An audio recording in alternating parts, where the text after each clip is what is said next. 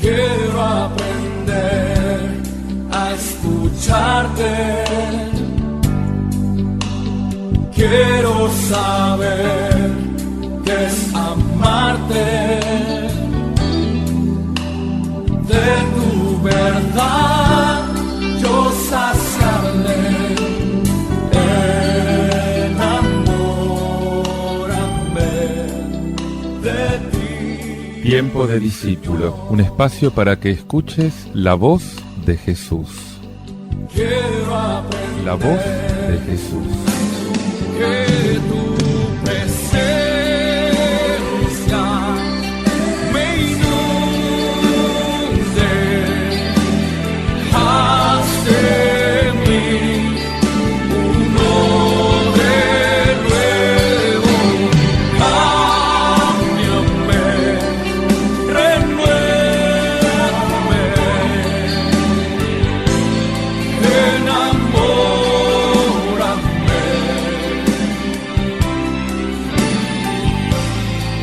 Enamórame de ti, Señor.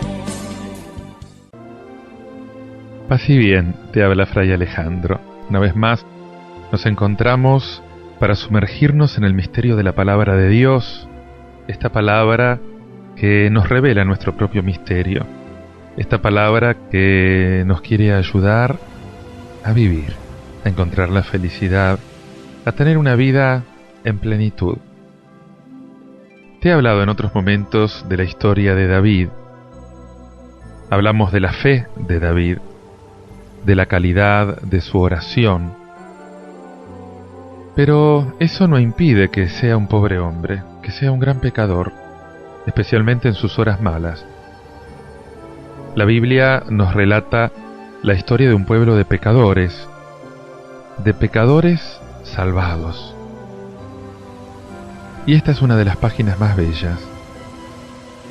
Una vez más, fíjate, por adelantado, oímos en el Antiguo Testamento la buena noticia del Nuevo Testamento que se anuncia a los pobres. Es la página de la samaritana, es la página de la pecadora en la casa de Simón, el fariseo, o de la mujer adúltera, aquella en la que resuena tan fuertemente ese mensaje de Jesús: no he venido a llamar a los justos, sino a los pecadores. Escucha lo que te dice el segundo libro de Samuel, en el capítulo 11. Al año siguiente, en la época en que los reyes van a la guerra, David envió a Joab con sus oficiales y todo Israel a devastar la región de los amonitas y sitiar a Rabá. David, mientras tanto, se quedó en Jerusalén, y un día, a eso del atardecer, se levantó de la cama y se puso a pasear por la azotea del palacio, y desde la azotea vio a una mujer bañándose, una mujer muy bella. David mandó a preguntar por la mujer, y le dijeron: es Betsabé, hija de Alián, esposa de Urías, el hitita. David mandó a unos para que se la trajesen. Después Betsabé volvió a su casa, quedó encinta y mandó este aviso a David: estoy encinta. Entonces David mandó esta orden a Joab: mándame a Urías el hitita. Joab se lo mandó. Cuando llegó Urías, David le preguntó por Joab, el ejército y la guerra, y luego le dijo: anda a casa a lavarte los pies. Urías salió del palacio y detrás de él le llevaron un regalo del rey. Pero Urías durmió a la puerta del palacio con los guardias de su señor, no fue a su casa. Avisaron a David que Urías no había ido a su casa, y al día siguiente David lo convidó con un banquete y lo emborrachó. Al atardecer, Urías salió para acostarse con los guardias de su señor y no fue a su casa. A la mañana siguiente David escribió una carta a Joab y se la mandó por medio de Urías. El texto de la carta era: pon a Urías en primera línea, donde sea más recia la lucha, y retírense dejándolo solo para que lo hieran y muera. Joab, que tenía cercada la ciudad, puso a Urías donde sabía que estaban los defensores más aguerridos. Los de la ciudad hicieron una salida, trabaron combate contra Joab y hubo bajas en el ejército entre los oficiales de David. Murió también Urías, el hitita. El pecado de David. David ve a una mujer que se está bañando. Una mujer muy hermosa, dice el texto sagrado, y la desea, la seduce. Pero es la mujer de otro. Es un adulterio. A la falta de dominio propio de su sexualidad, encima se añade una injusticia hecha a esa mujer, a su legítimo marido, porque Betsabé es la mujer de Urías, va a ser la madre de Salomón. La va a citar Mateo en la genealogía de Jesús, entre los antepasados de Jesús. Y por ella está inserto Jesús en la dinastía de David. Las muchedumbres van a gritar Hosana al hijo de David. Por ella se inserta en un linaje de pecadores a los que viene a salvar. Señor, a través de este pecado, yo pienso en mis propios pecados. Qué misterio, Señor.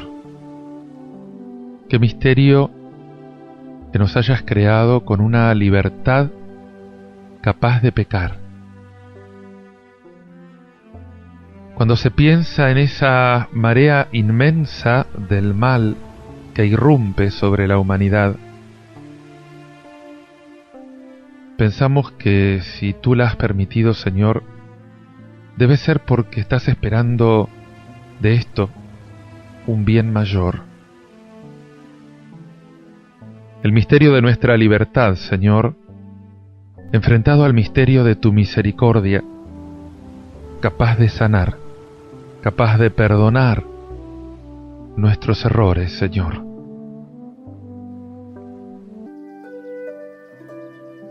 Y un pecado jamás viene solo. Ya te hablé de la falta de dominio propio, de la propia sexualidad, de la injusticia, pero todavía sigue esto. Aparece la hipocresía. David quiere descargar su responsabilidad endosándole el embarazo al marido legítimo. Qué humano, qué repugnante a la vez todo esto. Pero no lo logra, porque frente a su hipocresía, Urías es leal. Él no quiere irse a su casa mientras sus soldados están todavía en el palacio. Ese hitita tosco de Urías tiene principios y respeta sus principios. Y en este entonces existía una norma de abstención sexual durante una guerra. Incluso estando borracho, Urías recuerda esta norma y es fiel. Y David, que lo instigó a beber, a emborracharse, justamente para hacerle perder la cabeza, se siente libre de proseguir con su crimen. Un homicidio premeditado. Una historia sombría, lamentable, pero verdadera. Pongan a Urías en lo más recio del combate y que caiga herido y que muera.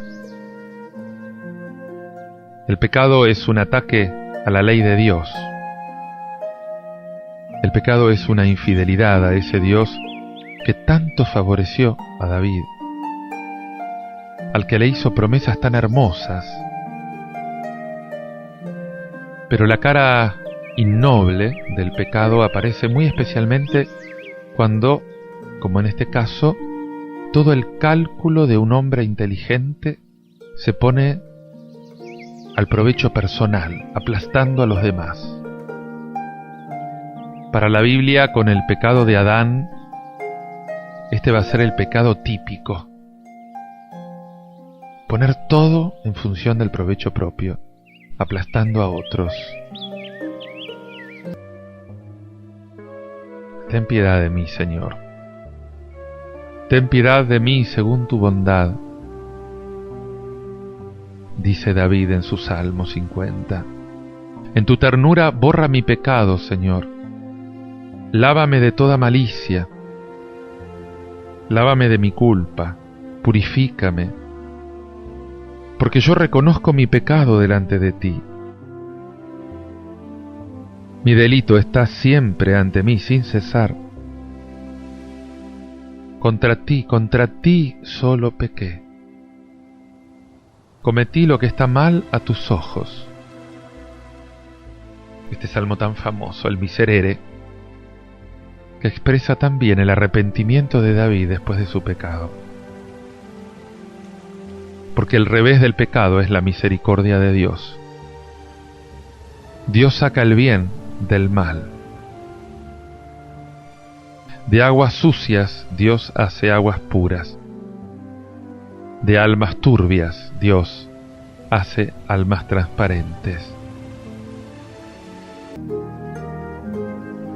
Te invito a que medites en todo esto, escuchando este canto de Rafael Espinosa. Sinceridad.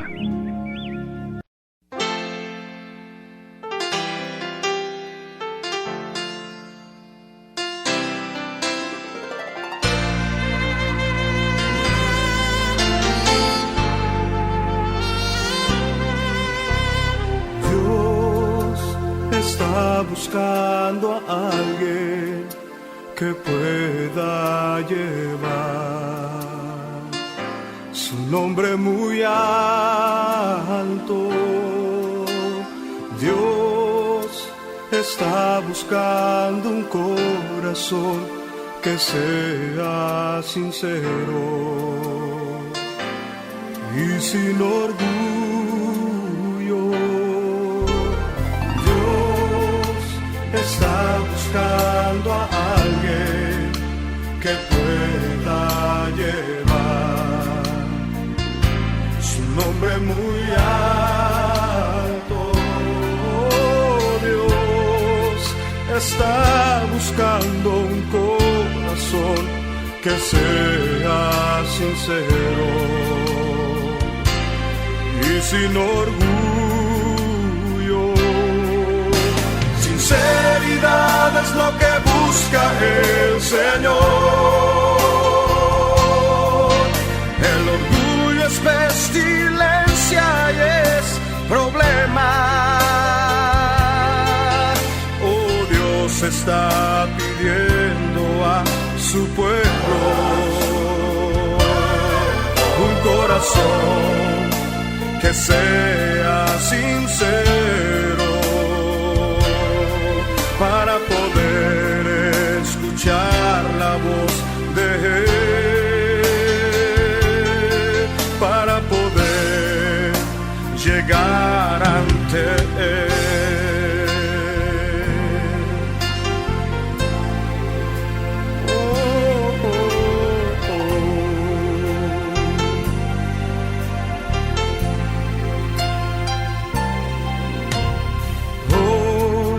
Es el día aceptable para poder cambiar y comenzar a caminar en sinceridad.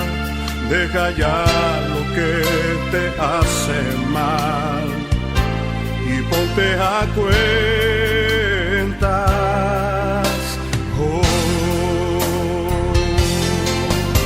Sinceridad es lo que busca el Señor. El orgullo es pestilencia y es problema. Oh, Dios está pidiendo a su pueblo un corazón que sea sincero para poder escuchar la voz de Él, para poder llegar ante Él.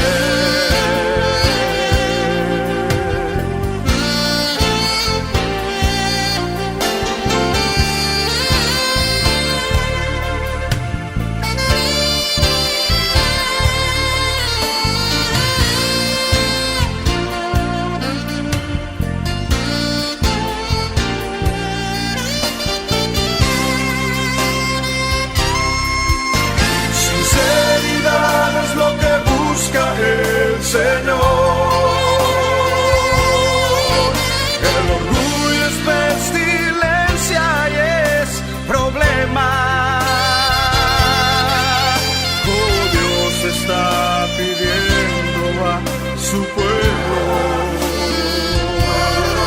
un corazón que sea sincero para poder escuchar la voz de Él,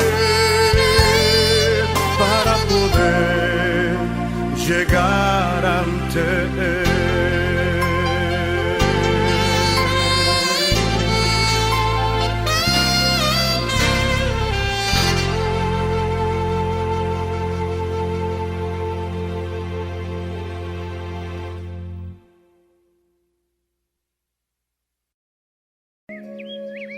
Te invito ahora a escuchar un evangelio tomado del Evangelio de San Marcos, capítulo 4, versículos 26 al 34. Estas dos parábolas que te voy a narrar tienen en común el símbolo de la germinación, de esa potencia de la vida naciente. Y justamente nos muestran que Jesús ve toda su obra desde esta perspectiva. Podemos contemplar procesos que siguen adelante más allá del esfuerzo humano, por ejemplo. Ese crecimiento de la semilla que en sí misma tiene toda la información que necesita para convertirse en una planta, o la pequeñez de ese grano de mostaza que va a ser un arbusto tan grande y tan acogedor. Y a partir de esta contemplación, Jesús llega a decirnos cómo es el reino de Dios. Ese reino que lleva en sí mismo la fuerza para crecer y para expandirse. Padre Dios, danos la gracia de confiar siempre más en la palabra de Jesús que en nosotros mismos, para que, fundamentados en ti, podamos producir frutos abundantes, variados, al servicio del reino de Dios. Escucha lo que te dice el Evangelio. Jesús decía a sus discípulos: el reino de Dios es como un hombre que echa la semilla en la tierra, sea que duerma o se levante, de noche y de día.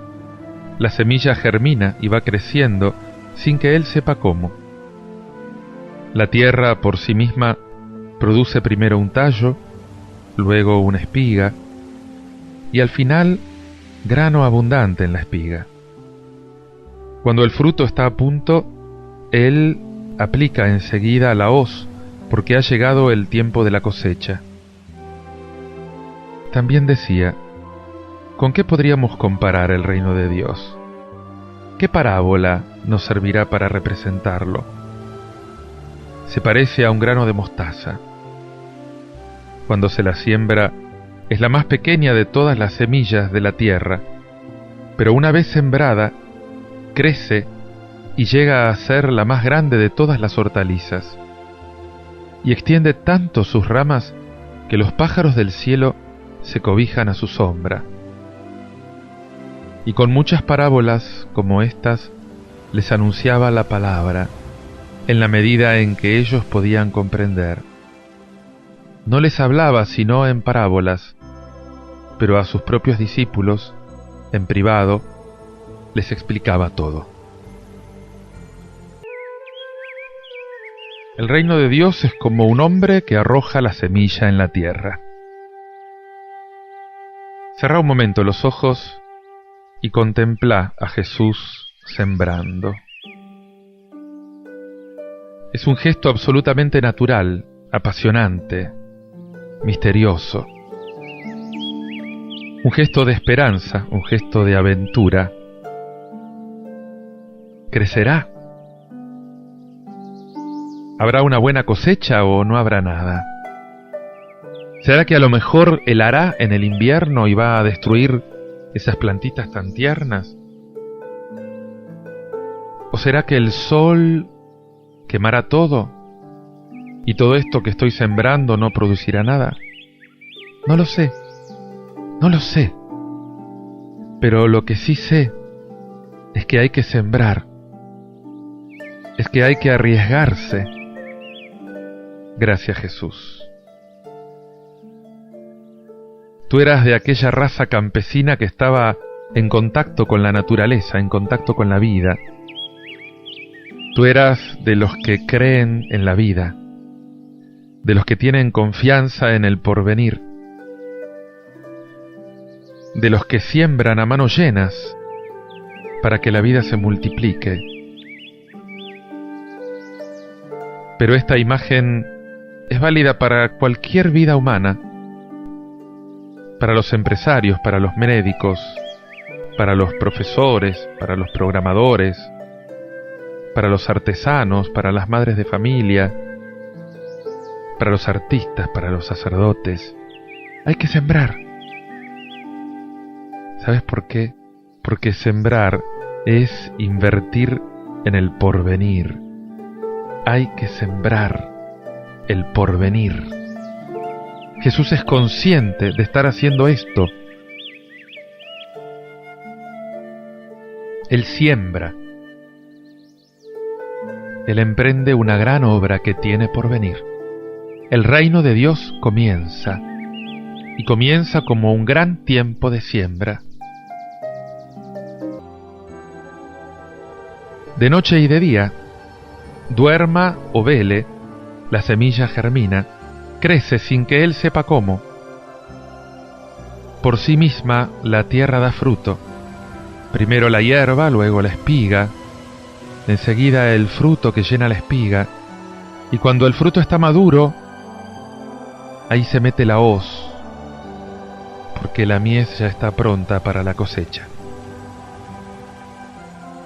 Marcos es el único que nos relata esta parábola tan maravillosa, tan corta, tan optimista, del grano que crece solo. Hay que releerla, hay que dejarse llevar por este movimiento alegre. Todo reside en la vitalidad de la semilla. El germen es una potencia concentrada, formidable, invencible, pero es pequeña, menuda, escondida, aparentemente tan frágil. Desde que la semilla ha sido arrojada a la tierra, en el secreto comienzan una serie de maravillas. Importa muy poco que el campesino se preocupe o no por todo esto. En último término, la cosa ya no depende de él. Y de esta manera, dijo Jesús, el reino de Dios es como una semilla viva. Una semilla que fue sembrada en tu alma, sembrada en el mundo, que crece lentamente, imperceptiblemente, pero con un crecimiento continuo, incluso desapercibida, no verificable. La vida progresa. La vida no abdica jamás. ¿Qué querés decirme, Señor, a mí, hoy, a través de estas palabras de esperanza? ¿A qué me estás invitando?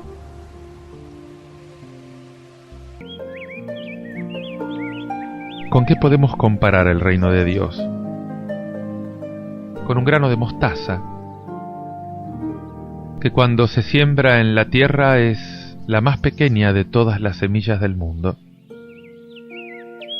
Pero sembrado crece y se hace más grande que todas las hortalizas, y echa ramas tan grandes que las aves del cielo pueden abrigarse a su sombra. Basta releer, basta repetir estas palabras, estas imágenes, para hacer una oración auténtica. Imaginar que salen de la mente, del corazón, de los labios de Jesús. Aplicarlo a la historia, en este momento. Jesús estaba solo, a orillas del lago, con 12 hombres, algunos oyentes galileos, y la pequeña semilla de ese día ha llegado a ser un gran árbol, ha llegado hasta los extremos de la tierra. Pienso en la iglesia, pienso en su pequeñez, en su fragilidad.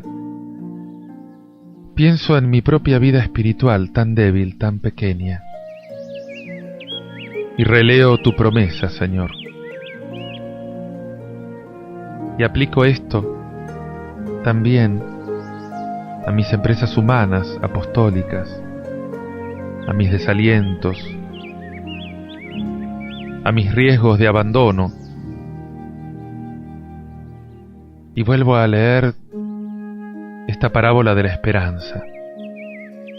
Gracias, Señor. Gracias, Marcos, por habernos relatado esta parábola. Te invito a continuar con esta acción de gracias por lo que el Señor está haciendo ya en ti. Hacelo con este canto de Henry Crespo. Te doy gracias.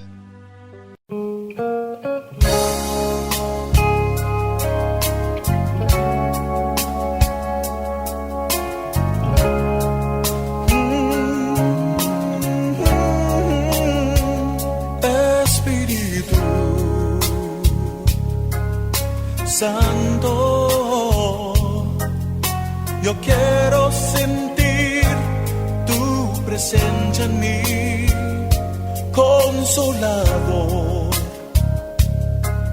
Yo te entrego hoy mi tribulación, esta confusión. Yo necesito de tu amor. Yo necesito de tu calor. Y sabes, Señor, que anhelo escuchar tu voz en las noches mientras yo clamo que tú eres Dios, mi Salvador. No te doy gracias,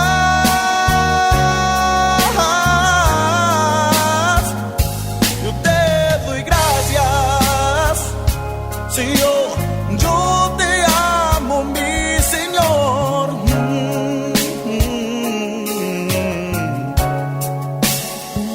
Gracias te doy, porque libre soy. Tu paz ha cubierto mi interior, Señor. Gracias a ti soy un vencedor. Sí, gracias a ti soy un vencedor. Sabes, Señor, que anhelo escuchar tu voz en las noches mientras yo clamo que tú eres Dios, mi Salvador, mi roca fuerte, mi libertador.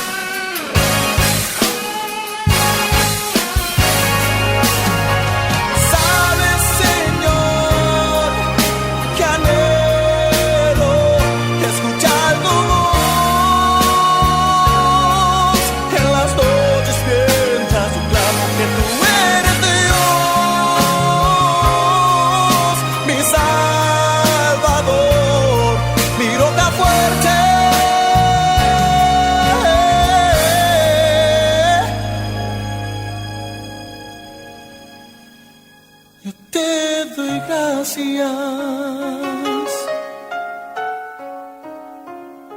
Yo te doy gracias.